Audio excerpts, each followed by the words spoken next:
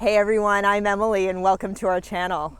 Chris and I are all about long-term, unconventional, do-it-yourself style travel. If we're in North America, we're usually traveling in our Honda Pilot micro camper.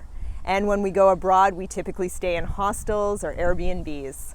Today I want to go through 9 ways that we save money when we're traveling while still having lots of fun and going on tons of adventures. In fact, I think because we save money, we end up finding more fun and more adventures. And if you like today's video, please don't forget to give it a like and subscribe to our channel for more videos like these. All right, enough chatting, here's our first tip. Turn your vehicle into a camper and sleep in it whenever possible, and use hostels or Airbnbs otherwise. We travel and sleep in our Honda Pilot micro camper whenever we can. We've traveled throughout Canada and the US, spending every night in the micro camper. It's super cozy and it doesn't cost us anything extra for the night. And we end up waking up to some really cool and different views. And if we can't travel in our micro camper for whatever reason, we use hostels or Airbnbs. Now these options aren't always cheaper than hotels, but they give us access to a kitchen so we can eat in. Which brings me to my next point. Eat in. Eating out is fun, but it's also fun to check out local grocery stores, especially if we're traveling abroad. I love discovering new products I've never heard of before. And if we're on the road, we plan ahead for a lunch. Our micro camper has a kitchen off the back and it's always ready for food prep. So we just pick up some groceries, then eat on the road.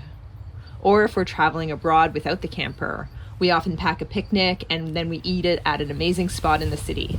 We've had picnics on the grounds of Versailles near Paris and on hilltops overlooking Barcelona. On to idea number 3. Be adventurous. Go off the beaten path. Tourist attractions are everywhere, but there is so much fun to be had outside those places too, or just by thinking a bit differently about them. For example, we love the Sea to Summit tourist attraction near Squamish, BC. But instead of paying to ride the gondola up, we hike up for free and then we still enjoy all the amazing attractions at the top. Number 4. Figure out how to do your own tour. Taking tours is super pricey, and in some cases, if you want to see something, taking a tour might be unavoidable. But we do our homework and ask locals how to see the sites without paying for them. For example, when we were in New Zealand, we were able to visit the glowworm caves ourselves, and we skipped the tour that would have taken us on the same route.